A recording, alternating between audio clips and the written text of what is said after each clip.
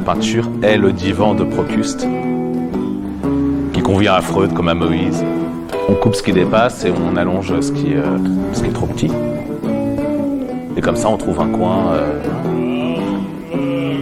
on trouve un lieu comme les bêtes trouvent un coin pour mourir.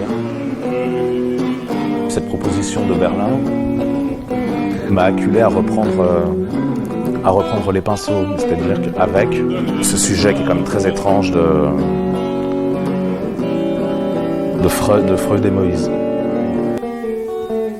Et donc Freud publie en 1939 un livre frappadingue sur Moïse, où en gros, ça se discute, il explique que Moïse n'a jamais été juif, mais qu'il a été assassiné par les juifs, qu'ils l'ont remplacé par un double. Et en 1939, c'est pas le moment de rigoler. Pour Freud non plus, qui est d'ailleurs contraint à l'exil.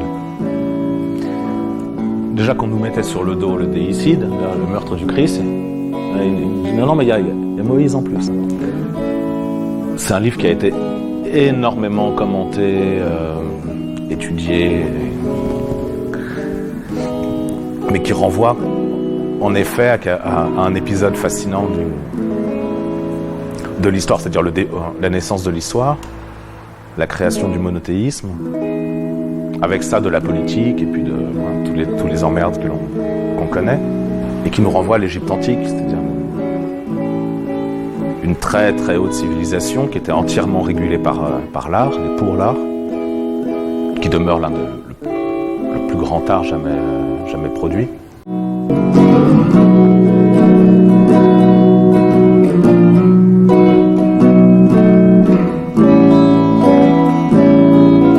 L'Égypte, c'est en même temps quitter l'au-delà pour une solution qui n'est pas terrible non plus. Percer le désert sans jamais arriver nulle part, enfer sur terre, interdiction des représentations, c'est quand même étrange. Je suis un juif qui est pas prêt, qui est à la 642, c'est-à-dire qui pratique pas, mais bon, qui est quand même très très nourri de manière talmudique, notamment dans la conception des tableaux, qui avance par lecture, relecture, enquête et permutations. Donc Freud publie ça en 1939 et meurt d'un cancer de la mâchoire.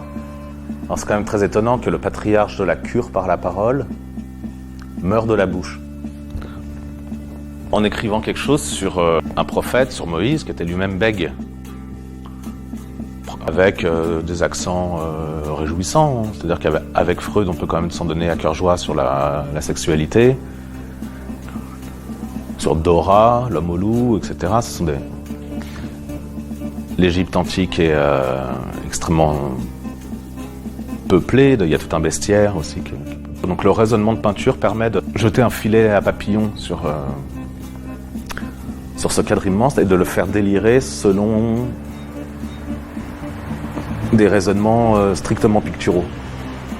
Qu'est-ce que la peinture peut faire avec ça? Donc je suis parti à la fois d'une image du salon viennois de Freud, avec son divan, de composition, de répartition, ce qui fait que tous les tableaux sont des variations où se présentent un peu comme des espèces d'orgies, à même le divan viennois de Freud.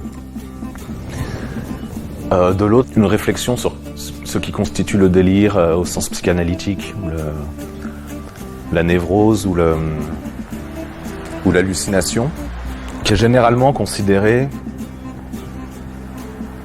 comme une espèce d'agglomérat de spectres ou d'ectoplasmes ou de choses assez molles et mal branlées, mal définies, floues. Alors qu'au contraire, on hallucine quand tout est trop net. Disons que c'est une saturation par la précision. Ce qui donnait un challenge intéressant de partir d'un hyper-réalisme comme garant de l'hallucination ou l'inverse. J'ai donc multiplié des techniques à commencer par un fond extrêmement précis, par des transferts ou alors des reports de motifs avec une facture extrêmement maigre, ce qui n'est pas du tout dans mon habitude, parce que j'ai quand même un goût des matières dégueulasses et des empâtements, des dégoulinures, pour monter ensuite, c'est-à-dire pour régresser au fur et à mesure, en employant des bombes, des Posca, des peintures maigres, disons acryliques, et puis l'huile et enfin de la peinture anti-rouille, ce qui donne une allure très paradoxale à cette série, qui est à la fois très plate, très lisible, et surtout qui obéit aux lois du bas-relief égyptien. Son essence ou sa lisibilité est préservée, parce qu'en plus de cette nouvelle série, c'est une vingtaine de tableaux, de grands tableaux qui seront tous présentés sur un seul mur à Berlin. Il y aura en tout 35 grands voire très grands formats, qui eux-mêmes fabriquent une espèce de parcours, on va pas dire psychanalytique, hein, parce que... Donc moi, mon subconscient, c'est la peinture, hein, donc mon subconscient, il est au-dessus de moi.